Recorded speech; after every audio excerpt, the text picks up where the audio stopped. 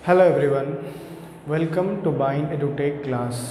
इस वीडियो से हम स्टार्ट करने वाले हैं क्लास 11th का यूनिट 1 और हमारा टॉपिक है nature and purpose of business. Business के नेचर और बिजनेस के purpose. Day to day life में हम देखते हैं कि जितने भी ह्यूमन बीइंग हैं वो कुछ ना कुछ एक्टिविटी परफॉर्म करते रहते हैं। ओके, तो उन ह्यूमन की एक्टिविटी को हम दो पार्ट में डिवाइड कर सकते हैं, दो टाइप में डिवाइड कर सकते हैं। तो human activities can be classified into two category. उनको दो कैटेगरीज में हम डिवाइड कर सकते हैं। ओके, नंबर 1 बोलता है इकोनॉमिक एक्टिविटीज़ और नंबर 2 हमारा है नॉन इकोनॉमिक एक्टिविटीज़। ओके, तो नॉन इकोनॉमिक एक्टिविटी क्या है? वैसा नॉन इकोनॉमिक एक्टिविटी जिसमें हमें पैसा नहीं मिलता है या हम पैसे के उद्देश्य से वो काम नहीं करते हैं। लेकिन इकोनॉमिक एक्टिविटी जो है वो मनी से रिलेटेड होगा, यानी हम जो भी काम करेंगे, जो भी हमारा एक्टिविटी परफॉर्म होगा अंडर इकोनॉमिक एक्टिविटी, वो डायरेक्टली कंसर्न किससे करेगा या डायरेक्टली रिलेटेड वो किससे होगा? तो मनी से रिलेटेड होगा। ओके, तो नॉन इकोनॉमिक एक्टिविटी में हमारे पास एग्जांपल है सोशल वेलफेयर। अगर सोसाइटी के वेलफेयर के लिए हम कोई काम कर रहे हैं, दूसरे लोगों के वेलफेयर के लिए कुछ काम कर रहे हैं, लेकिन उसके पीछे जो हमारा उद्देश्य है वो पैसे का नहीं है, तो वो नॉन इकोनॉमिक एक्टिविटी में काउंट होगा। वर्शिप, रिलीजन, तो इन सारी चीज़ों में हम देखते हैं कि इसमें पैसा जो है, मनी जो है वो इन्वॉल्व नहीं होता है। लेकिन इकोनॉमिक एक्टिविटी को भी हम 3 पार्ट में डिवाइड कर सकते हैं, बिजनेस, प्रोफेशन और एम्प्लॉयमेंट। तो बिजनेस का कंसेप्ट क्या है, उसके कैरेक्टरिस्टिक्स क्या है, ये हम लोग आगे वीडियोस में डिस्कस करेंगे। प्रोफेशन और एम्प्लॉयमेंट के भी कंसेप्ट और कैरेक्टरिस्टिक्स को हम लोग आगे वीडियो में डिस्कस करेंगे। Economic activities which are undertaken by people with the objective of earning money. देखो, इकोनॉमिक एक्टिविटीज़ जो है वो लोगों के द्वारा परफॉर्म किया जाता है, पीपल के द्वारा परफॉर्म किया जाता है, और उसके पीछे जो ऑब्जेक्ट्स हैं, ओके, वो पैसा होता है। यानी हम जो भी इकोनॉमिक एक्टिविटी परफॉर्म करेंगे वो directly as well as indirectly कहीं ना कहीं वो पैसे से ही रिलेट करेगा, are known as economic activities. अब इसके कुछ एग्जाम्पल्स हैं वो देखते हैं। Working as a teacher in a school. अगर कोई मेल है या फीमेल है, वो एज अ टीचर किसी स्कूल में है, बच्चों को पढ़ा रहे हैं वो लोग, है ना, तो उसके पीछे जो उद्देश्य है वो तो है ही कि हमें बच्चों को पढ़ाना है, उनका भविष्य अच्छा करना है, लेकिन उस काम के पीछे जो उद्देश्य है वो है पैसे कमाने का, यानी इकोनॉमिक एक्टिविटी में काउंट होगा वो। अगर कोई टीचर किसी स्कूल में, कॉलेज में जाकर के वो पढ़ा रहे हैं और उसके बदले उन्हें कुछ मिल रहा है, तो वो इकोनॉमिक एक्टिविटी में काउंट होगा। वो जॉब है, लोग जॉब कर रहे हैं। Okay, production of goods in a factory. Goods का जो प्रोडक्शन है वो फैक्ट्री में हो रहा है, तो गुड्स का प्रोडक्शन कौन करेंगे? वर्कर्स करेंगे, लेबर्स करेंगे। अगर कोई लेबर किसी फैक्ट्री में गुड्स का प्रोडक्शन कर रहा है तो उसके पीछे उसका उद्देश्य क्या है कि केवल हमें गुड्स का प्रोडक्शन करना है, आकर के समय से यहाँ पर काम करना है? नहीं, काम तो करना ही है, लेकिन जो उसके पीछे उद्देश्य है वो है पैसे का। अगर कोई व्यक्ति कहीं पर काम कर रहा है, गुड्स का प्रोडक्शन कर रहा है, अपनी एनर्जी को लगा रहा है, पोटेंशियल को यूज़ कर रहा है, नॉलेज को यूज़ कर रहा है, तो एकमात्र उद्देश्य है कि वो पैसे वहाँ से कमाएगा, तभी वो अपने अदर नेसेसिटीज़ को पूरा कर पाएगा या अदर रिक्वायरमेंट्स को भी पूरा कर पाएगा। Practising as a doctor, doctor के रूप में प्रैक्टिस करना। तो डॉक्टर के पास अगर कोई पेशेंट जाता है तो वहाँ पे जो डॉक्टर का फ़ी होता है वो फ़ी पहले पे करना होता है, उसके बाद डॉक्टर क्या करते हैं? उसका चेकअप करते। अगर यही डॉक्टर जो है वो बिना फ़ी लिए लोगों का का इलाज करे तो वो सोशल वेलफेयर में आएगा। क्यों? क्योंकि जो डॉक्टर है वो लोगों का इलाज कर रहा है। अगर पैसा ले रहा है तो इकोनॉमिक एक्टिविटी, पैसा नहीं ले रहा है तो नॉन इकोनॉमिक एक्टिविटी। क्यों? क्योंकि हमने देखा है कि बहुत सारे प्रोफेशनल्स ऐसे होते हैं जो पैसा भी लेते हैं लेकिन समटाइम्स वो सोशल वेलफेयर में भी अपने आप को इंगेज रखते हैं। ओके, अगर देखते हैं कि यही टीचर स्कूल जा कर के पढ़ा रहा है तो वो उसके बदले में स्कूल मैनेजमेंट से क्या लेंगे? पैसा लेंगे, सैलरी लेंगे। अगर वही टीचर अपने घर आ कर के अपने बच्चों को पढ़ाएंगे, क्या वो अपने बच्चों से पैसा लेंगे? नहीं।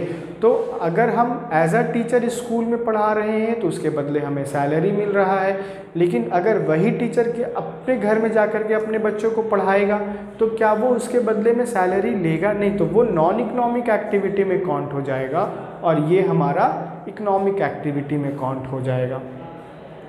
Okay, next we have is non economic activities. The activities which are undertaken by an individual, वैसी एक्टिविटी जो किसी इंडिविजुअल के द्वारा रन करवाया जाता है या पूरा किया जाता है with a motive of getting psychological satisfaction, लेकिन जो उसके पीछे उद्देश्य है वो कैसा उद्देश्य है? साइकोलॉजिकल सेटिस्फैक्शन का उद्देश्य। यानी ये जो सेटिस्फैक्शन मिलेगा वो पैसे से नहीं मिलेगा, ये साइकोलॉजिकल सेटिस्फैक्शन यानी मेंटल सेटिस्फाई होंगे हम, तभी हमें ये चीज़ मिलेगा। Are known as economic activity, और उसे हम क्या बोलेंगे? नॉन इकोनॉमिक एक्टिविटी बोलेंगे। Example, nourishing a child by a mother. अगर कोई माँ अपने बच्चों को का पालन पोषण करती है, क्या वो माँ अपने बच्चों से पैसा लेती है? नहीं लेती है। क्यों? क्योंकि वो माँ है और वो उसी के बच्चे हैं। तो माँ जो है वो 24 आवर 24 घंटे अपने बच्चों का देखभाल करती है, वो पैसे नहीं लेती है। लेकिन अगर वही माँ किसी हॉस्पिटल में नर्स है और वो वहाँ पर ड्यूटी निभाती है, लोगों का टेक केयर करती है, पेशेंट का ख्याल करती है, तो उसके बदले में वो जो मदर है एज अ नर्स फिर वो किसी हॉस्पिटल में जाकर के नर्स बन जाएगी तो वो उसके बदले में वहाँ पर पैसा लेगी।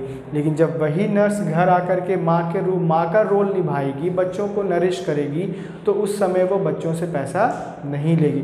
तो सेम कैरेक्टर को अगर हम दो जगह पुट करते हैं तो हमें डिफरेंसेस फाइंड आउट होंगे। Praying to God for mental peace, अपनी अंतर आत्मा की शांति के लिए, मेंटल पीस के लिए हम गॉड से प्रे करते हैं, तो वो हमारा नॉन इकोनॉमिक एक्टिविटी में काउंट होगा। Next we have is charity. Okay, हम इस सोसाइटी से बहुत कुछ अर्न करते हैं। इस सोसाइटी में जो अपॉर्चुनिटी अवेलेबल है, हम उस अपॉर्चुनिटी के थ्रू इसी सोसाइटी से बहुत सारी चीज़ें एक्सपेक्ट करते हैं अपने लिए। लेकिन क्या हमें इस सोसाइटी को कुछ रिटर्न करना चाहिए कि नहीं? बिल्कुल करना चाहिए। अगर हम सोसाइटी से कुछ कमा रहे हैं तो सोसाइटी में हमें टाइम टू टाइम लोगों के कल्याण के लिए या चैरिटी का काम करते रहना चाहिए। तो उससे क्या होगा कि जो हमारा सोसाइटी है वो बैलेंस वे में होकर के चलेगा, यानी बैलेंस बना रहेगा। तो अगर हम सोसाइटी से कमा रहे हैं और केवल उद्देश्य है कि अगर हम किसी को कुछ डोनेट कर रहे हैं, चैरिटी कर रहे हैं, लेकिन चैरिटी करने के पीछे हमारा उद्देश्य ये नहीं है कि हमें और पैसा आएगा, हम लोगों के कल्याण का काम कर रहे हैं, लोगों का हेल्प कर रहे हैं, कुछ रोड बनवा दे रहे हैं, वाटर टैंक लगा दे रहे हैं, या हैंडपम्प नहीं है तो हैंडपम्प करवा दे रहे हैं, लेकिन उसके पीछे हमारा पैसा जा रहा है लेकिन रिटर्न हमें कुछ नहीं मिलेगा, तो वहाँ पर हमें क्या मिलेगा? साइकोलॉजिकल सेटिस्फैक्शन मिलेगा। ओके, मेंटल पीस हमें मिलेगा। तो जहाँ पर मेंटल पीस, साइकोलॉजिकल सेटिस्फैक्शन की बात आएगी, वहाँ पर हम उस चीज़ को नॉन इकोनॉमिक एक्टिविटी में काउंट करेंगे, ना कि इकोनॉमिक एक्टिविटी में काउंट किया जाएगा। अब इकोनॉमिक एक्टिविटी के अंदर हमें तीन चीज़ें इस चैप्टर में या इस यूनिट में हमें पढ़ना है, बिजनेस, प्रोफेशन और एम्प्लॉयमेंट के बारे में। तो हम स्टार्ट कर रहे हैं बिजनेस से। Definition of business. Business is a wide term. Business कैसा टर्म है? वाइड टर्म है। इट इंक्लूड ऑल ऑक्यूपेशंस, वो सारे ही ऑक्यूपेशंस को इंक्लूड करता है। In which people are busy in earning income, जिसमें लोग जो हैं वो बिजी होते हैं। और बिजी किस चीज़ में होते हैं? वो काम तो कर ही रहे हैं, लेकिन काम के पीछे जो उद्देश्य है वो है अर्निंग इनकम का, यानी प्रॉफिट कमाने का, इनकम कमाने का। लोग अगर कोई इकोनॉमिक एक्टिविटी परफॉर्म करते हैं तो माइंड में जो सबसे पहली चीज़ आती है वो ये आती है कि हमको उस चीज़ से कितना इनकम होगा। यानी डायरेक्टली जो हमारा माइंड है वो कहाँ जाता है? पैसे पे जाता है। तो बिज़नेस में, या बिज़नेस जो वाइड टर्म है और इसके अंदर हम जितनी भी ऑक्यूपेशंस को इंक्लूड कर सकते हैं और जितना भी एक्टिविटी हम परफॉर्म करते हैं उसके पीछे मात्र एक उद्देश्य होता है earning income, either by production, या तो हम प्रोडक्शन करके पैसा कमाएंगे। अगर हमने एक बिज़नेस को स्टार्ट किया है तो बिज़नेस हम दो ही चीज़ का कर सकते हैं, या तो हम किसी सर्विस को प्रोवाइड करेंगे या हम किसी गुड्स को प्रोवाइड करेंगे या गुड्स को सेल करेंगे। तो प्रोडक्शन करके और परचेज और sale of exchange of goods and services to satisfy the needs of other people, या हम प्रोडक्शन करेंगे, परचेज और सेल और exchange of goods and services करेंगे, या हम प्रोडक्शन नहीं कर रहे हैं तो जो लोग प्रोडक्शन कर रहे हैं उनसे हम प्रोडक्ट को परचेज करके लाएंगे और फिर उसको हम सेल करेंगे अल्टीमेट कस्टमर्स को। ओके, या हम प्रोडक्शन कर रहे हैं तो डायरेक्टली अपने कस्टमर को डील कर सकते हैं, डायरेक्टली हम कस्टमर को प्रोडक्ट बेच सकते हैं, सेल कर सकते हैं। Okay, satisfy the needs of other people with the main objective of earning profit. हम जितना एक्टिविटीज़ में परफॉर्म कर रहे हैं, जितनी चीज़ें हम कर रहे हैं, उसके पीछे एकमात्र उद्देश्य ये है अर्निंग प्रॉफिट का, यानी लाभ कमाने का। चाहे हम प्रोडक्शन करके कमाएं, परचेस करके कमाएं, उसी प्रोडक्ट को परचेस करके सेल करके कमाएं, या सर्विस प्रोवाइड करके कमाएं, तो मात्र एक उद्देश्य ये है कि हमने उस चीज़ से अर्न करना है प्रॉफिट। और इसका एक और डेफिनेशन हम लोग चेक कर लेते हैं। Business include all those economic activity, business हर वो इकोनॉमिक एक्टिविटी को इंक्लूड करता है which are concern with the production and distribution of goods and services, जो क्या कंसर्न करता है? Production of goods and services and distribution of goods and services. Goods के प्रोडक्शन के साथ और गुड्स के डिस्ट्रीब्यूशन के साथ हम बहुत सारी इकोनॉमिक एक्टिविटी परफॉर्म करते हैं। And further it also include all those activities which are indirectly help in production and exchange of goods. कुछ एक्टिविटी डायरेक्टली रिलेटेड होता है प्रोडक्शन और डिस्ट्रीब्यूशन से, और कुछ एक्टिविटी जो है वो इनडायरेक्टली इंक्लूड करता है या रिलेट करता है डिस्ट्रीब्यूशन या प्रोडक्शन से लेकर के डिस्ट्रीब्यूशन तक। तो हम दोनों ही एक्टिविटी में देखते हैं कि वो दोनों ही चीज़ों में हम देख सकते हैं कि वो इकोनॉमिक एक्टिविटी को कंसिडर कर रहा है, या दोनों ही एक्टिविटी में हमें इकोनॉमिक एक्टिविटी देखने को मिलेगा। अगर हम प्रोडक्शन करते हैं तो प्रोडक्शन करने के लिए हमें क्या चाहिए होगा? मशीनरी चाहिए होगा, रॉ मटेरियल्स चाहिए होगा। ह्यूमन बीइंग अगर नहीं होंगे तो हम क्या प्रोडक्शन कर पाएंगे? नहीं। तो सारी चीज़ें जो हैं वो रिसोर्सेज के रूप में हमारे पास होंगी, तभी हम प्रोडक्शन कर पाएंगे। प्रोडक्शन करने के बाद हम गुड्स को अल्टीमेट कंज्यूमर को सेल करेंगे तो डिस्ट्रीब्यूशन तो करना पड़ेगा। तो ये डायरेक्टली है, लेकिन अगर इनडायरेक्टली देखते हैं तो बैंकिंग सिस्टम जो है या बैंकिंग सर्विस जो है वो हमें प्रोवाइड होता है, ट्रांसपोर्ट सर्विसेज हमें प्रोवाइड करवाई जाती हैं, इंश्योरेंस और वेयर हाउसिंग, इसके माध्यम से हम क्या करते हैं?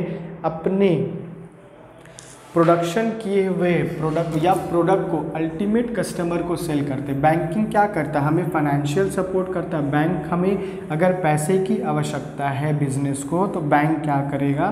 बैंक पैसे की पूर्ति करेगा। यानी किसी भी बिजनेस में जो फंड्स है उसका तो ज़रूरत हमेशा रहता है। अब हम बिजनेस में बहुत सारी एक्टिविटी परफॉर्म करेंगे, जब हम बहुत सारी एक्टिविटी परफॉर्म करेंगे तो हमें पैसे की भी आवश्यकता होगी। तो उस समय फाइनेंशियल इंस्टीट्यूशन बैंक के रूप में रहेगा, और वो बैंक जो है वो हमारी फाइनेंशियल नीड्स को पूरा करेगा। साथ ही साथ हम क्या देखते हैं कि बैंकिंग सर्विसेज को अगर हम यूज़ करते हैं तो हम पेमेंट को डिपॉजिट भी कर सकते हैं, कस्टमर भी हमारे अकाउंट में पैसा डिपॉजिट करते हैं और हम भी पेमेंट करवा सकते हैं बैंक के थ्रू। ट्रांसपोर्ट सर्विसेज क्या है कि वैसी सर्विसेज हैं जो प्रोडक्शन किए हुए प्रोडक्ट को उस मार्केट तक रीच करवाती है जहां पर मैक्सिमम कस्टमर्स अवेलेबल होते हैं। अब हमारे कस्टमर और हमारा प्रोडक्शन हाउस दोनों अलग अलग जगह पर है। अब बार बार तो कस्टमर प्रोडक्शन हाउस में आएगा नहीं, तो फिर वहां पर कौन आएंगे? वहाँ पर हम ट्रांसपोर्ट सर्विसेज को यूज़ करेंगे और उस प्रोडक्शन हाउस से जो प्रोडक्ट है वो मार्केट में जाएगा और मार्केट में जाने के बाद वहाँ पर कंज्यूमर उसे परचेस करेंगे। इंश्योरेंस क्या है? इंश्योरेंस वो है जो हमें जब एक पार्टी दूसरे पार्टी को के रिस्क को बेयर करता है या उसे वो ऐसी सर्विसेज प्रोवाइड करता है जिसके तहत वो मैक्सिमम रिस्क लेकर के अपने काम को पूरा कर पाए।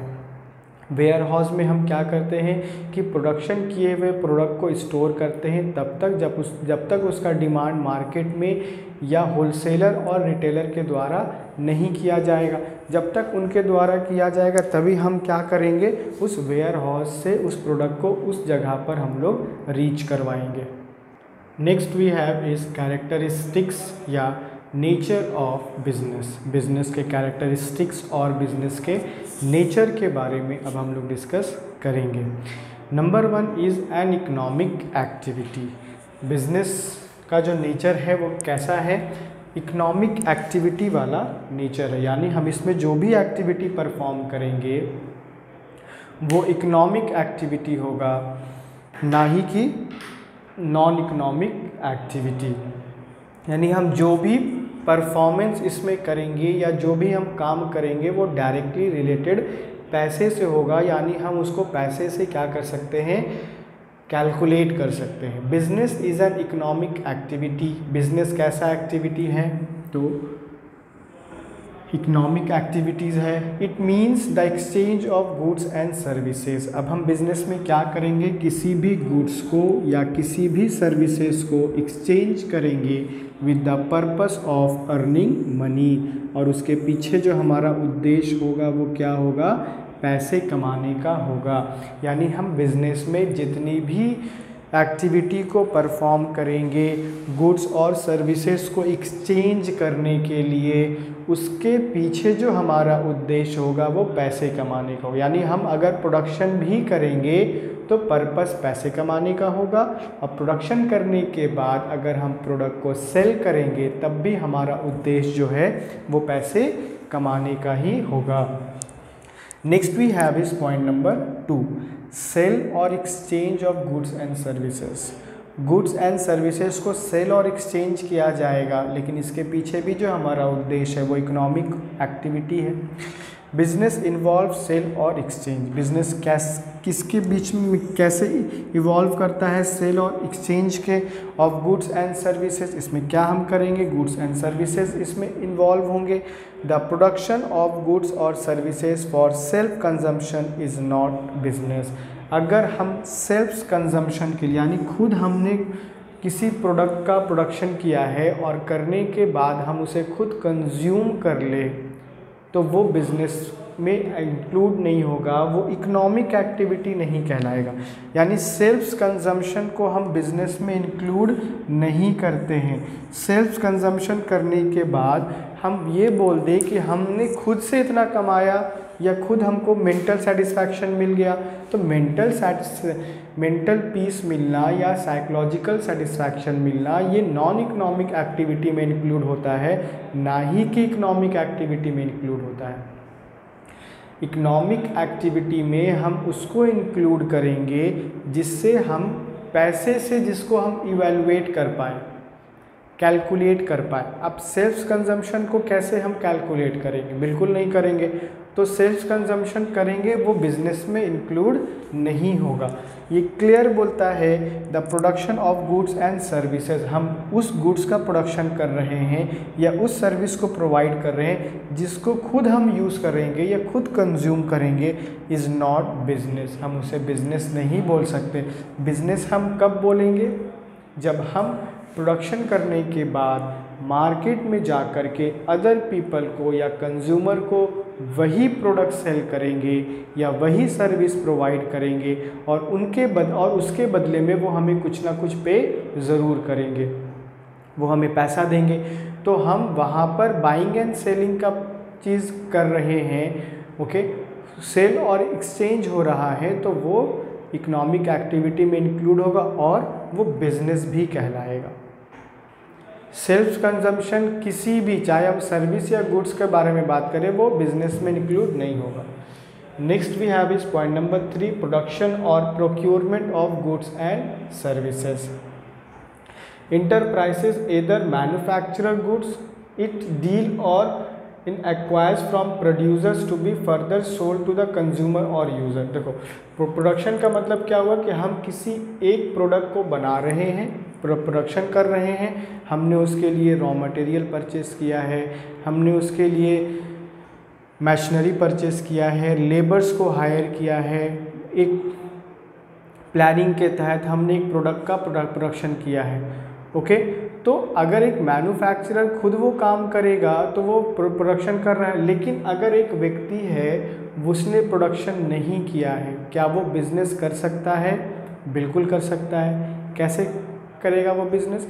वो प्रोडक्शन हाउस में जाएगा, मैन्युफैक्चरर से डील करेगा, प्रोड्यूसर से डील करेगा और करने के बाद वो जो उसका बनाया हुआ प्रोडक्ट है वो अपने शॉप में लेकर के आएगा, जहाँ पर वो अपने शॉप को रन करता है, जिस एरिया में, यानी वो प्रोक्योर करेगा उस मैन्युफैक्चरर से, वो प्रोडक्शन किया हुआ प्रोडक्ट लेकर के आएगा और वो अपने शॉप के माध्यम से नंबर ऑफ कंज्यूमर को सेल करेगा सेम प्रोडक्ट। तो ये भी बिजनेस एक्टिविटी में इंक्लूड हो रहा है। यहाँ पर वो व्यक्ति जो है वो प्रोडक्शन नहीं कर रहा है, ना ही वो रॉ मटेरियल परचेस कर रहा है, ना ही वो मशीनरी परचेस कर रहा है, ना ही वो लेबर्स को हायर कर रहा है, केवल वो फाइनल प्रोडक्ट को प्रोक्योर करके मैन्युफैक्चरर के पास से लेकर के आ रहा है और नंबर ऑफ कंज्यूमर्स को वो प्रोडक्ट सेल कर रहा है। सर्विसेज में include facilities offer to consumer, business, firms and organisations, okay.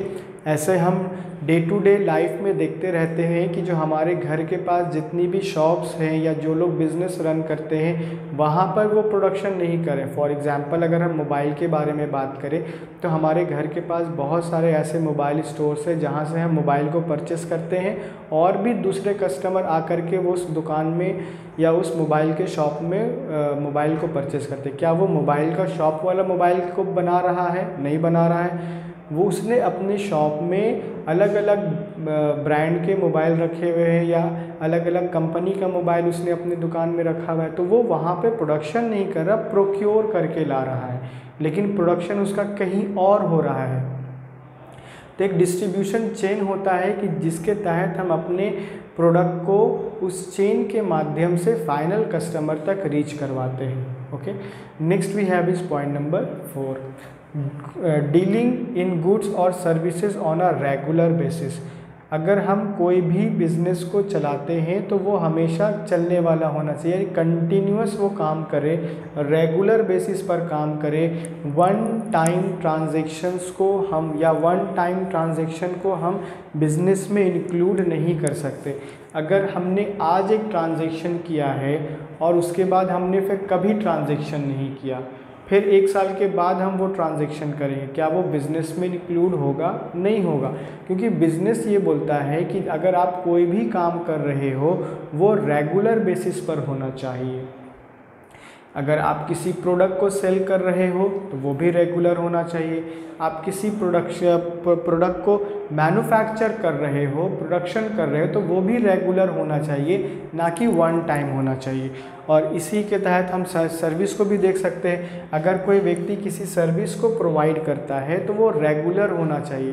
One time transaction को या वन टाइम सेल को हम बिजनेस में इंक्लूड नहीं कर सकते। Business involve dealing in goods और सर्विसेज। बिजनेस गुड्स और सर्विसेज को डील करता है ऑन अ रेगुलर बेसिस पर, यानी वो हमेशा होना चाहिए, टाइमिंग उसका होना चाहिए, एक पर्टिकुलर प्लेस होना चाहिए। अगर पर्टिकुलर प्लेस भी नहीं है तो कम से कम वो बिज़नेस अगर मूव करके कर रहा है तो वो रेगुलर होना चाहिए। One single transaction of sale और purchase therefore does not constitute business. अगर हम एक बार कोई काम करते हैं, अगर हम एक बार कोई चीज़ सेल कर रहे हैं तो वो बिजनेस में इंक्लूड नहीं होगा जब तक वो रेगुलरली परफॉर्म ना किया जाए। Okay, next we have is point number 5, profit earning. No business can survive for long without profit. Profit जो है वो लाइफ ब्लड की तरह काम करता है, ब्लड की तरह काम करता है। अगर हमारे बॉडी से ब्लड निकल जाए क्या हम सर्वाइव कर पाएंगे? So the answer is no. कोई भी ह्यूमन बीइंग या कोई भी लिविंग चाहे वो एनिमल हो चाहे वो ह्यूमन बीइंग हो, अगर उसके बॉडी से ब्लड निकल गया तो लंबे समय तक वो सर्वाइव नहीं कर पाएगा। तो इसी प्रकार अगर हम एक बिज़नेस को रन कर रहे हैं और बिज़नेस में अगर हमने पैसा लगाया है तो पैसा को अगर इन्वेस्ट किया गया है, उसके पीछे अगर हम प्रोडक्ट उसका इस्टेब्लिश करने का मेन कारण था कि हमने बिज़नेस के थ्रू प्रोडक्शन करना है या सर्विस प्रोवाइड करना है। So at the end of the day हमें उस बिज़नेस के थ्रू प्रॉफिट कमाना है। अगर हम प्रॉफिट नहीं कमाएंगे क्या हम सरवाइव कर पाएंगे? या कोई भी बिज़नेस जो है वो लंबे समय तक बिना प्रॉफिट के सरवाइव नहीं कर सकता है। तो सरवाइव करने के लिए हमें प्रॉफिट तो अर्न करना ही पड़ेगा। That is why businessman make all possible efforts to maximise profit. इसीलिए जितने भी बिजनेसमैन हैं, जितने भी लोग बिजनेस करते हैं, वो हमेशा यही सुनिश्चित करने का प्रयास करते हैं, वो हमेशा यही चाहते हैं कि किस प्रकार हम अपने बिजनेस के थ्रू प्रॉफिट कमाएं और उसी प्रॉफिट को हम अपने ही बिजनेस में कैसे इनपुट करें। क्योंकि अगर हमने बिजनेस को स्टार्ट किया है तो एक पर्पस है। ऐसा नहीं है कि आज हमने अगर 10 लोगों के साथ बिज़नेस को स्टार्ट किया है तो 10 साल के बाद भी यही 10 लोग रहेंगे। क्या हम बिज़नेस को एक्सपैंड नहीं करेंगे? क्या बिज़नेस को हम और इन्हेंस नहीं करेंगे? बिल्कुल करेंगे।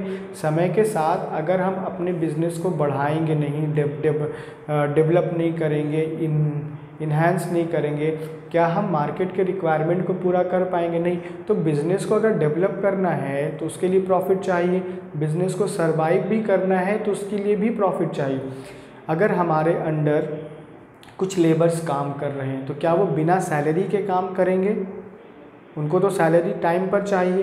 तो बिज़नेस अगर सैलरी टाइम पर देना चाहता है या बिजनेसमैन समय पर सैलरी देना चाहता है तो इसके पीछे एक ये चीज़ है कि प्रॉफिट रहेगा, यानी बिज़नेस प्रॉफिट कमाएगा तभी वो अपने नंबर ऑफ़ एम्प्लॉइज़ को समय पर सैलरी दे पाएगा। तो सैलरी देने के लिए भी उसे प्रॉफिट अर्न करना पड़ेगा, यानी बिना प्रॉफिट के वो सैलरी भी नहीं दे पाएगा। तो क्या केवल सैलरी होगा? नहीं, बिज़नेस में बहुत सारी एक्टिविटीज़ होती हैं जिनके लिए हमें पैसे की आवश्यकता होगी। अगर हम केवल अपना पैसा बिज़नेस में लगाएंगे और उस बिज़नेस के थ्रू हम प्रॉफिट नहीं कमाएंगे तो केवल हम पैसे लगाते रह जाएंगे और लास्ट में हमें अपने बिज़नेस को बंद करना पड़ेगा। तो इसी कारण हमें उसी बिज़नेस से प्रॉफिट भी अर्न करना है। Next we have is point number 6, uncertainty of return. Business में हमेशा हमारे पास अनसर्टिनिटी रहता है, यानी जो रिटर्न होगा उसके लिए हम एक एग्जैक्ट अमाउंट या परसेंटेज डिक्लेयर नहीं कर सकते हैं। Lack of knowledge relating to amount of money, पैसे का हमें बहुत ज़्यादा नॉलेज नहीं है या हम इन्वेस्टमेंट करने के लिए उतने सक्षम नहीं है। That the business is going to earn in a given period, यानी आने वाले समय में या जो हमने एक टारगेट रखा है, एक पीरियड रखा है, उसमें हम कितना कमाएंगे। There is always a possibility of losses being incurred despite the best effort put into the business. अगर हम बिजनेस में अपना बेस्ट नहीं देंगे, बिज़नेस को हम अगर बेस्ट नहीं देंगे तो क्या हम बिज़नेस से अच्छा कमा पाएंगे? नहीं। तो लैक ऑफ नॉलेज के कारण या हमें बिज़नेस का उतना नॉलेज नहीं है या बिज़नेस के बारे में हम उतना जानते नहीं हैं, अगर हमारे पास पैसा है हमें ये नहीं पता है कि हमें कितना पैसा किस सेक्टर में लगाना चाहिए, किस डिपार्टमेंट में हमें कितना पैसा लगाना चाहिए, तो लैक ऑफ नॉलेज के कारण हम बहुत सारी बिज़नेस में गड़बड़ कर देते हैं और उसके कारण हमें लॉसेस को फेस करना पड़ता है। और अगर हमने देखा है कि बिज़नेस में अगर हम लॉस कमाए ज़्यादा से ज़्यादा फेस करेंगे तो हमारा जो बिज़नेस है वो और डूबता चला जाएगा, ना कि वो इन्हांस करेगा। तो बिज़नेस को इन्हांस करने के लिए प्रॉफिट चाहिए, और जब हम लॉस भी अर्न करें या हम लॉस भी फेस करती है कंपनी, तो उस समय जो प्रॉफिट होता है वो उस लॉस को कंपनसेट करता है ना। अगर हमने मान लो कि 4 साल प्रॉफिट कमाया, अगर 1 साल लॉस भी हो गया तो वो लॉस जो है वो कंपनसेट हो जाएगा उस प्रॉफिट के द्वारा। ये अभी हम लोगों ने इस कैरेक्टरिस्टिक में पॉइंट नंबर 6 तक डिस्कस किया है। इसका एक लास्ट पॉइंट रह गया है, वो हम लोग नेक्स्ट वीडियो में डिस्कस करेंगे, एंड आफ्टर दैट हम बात करेंगे एम्प्लॉयमेंट के बारे में।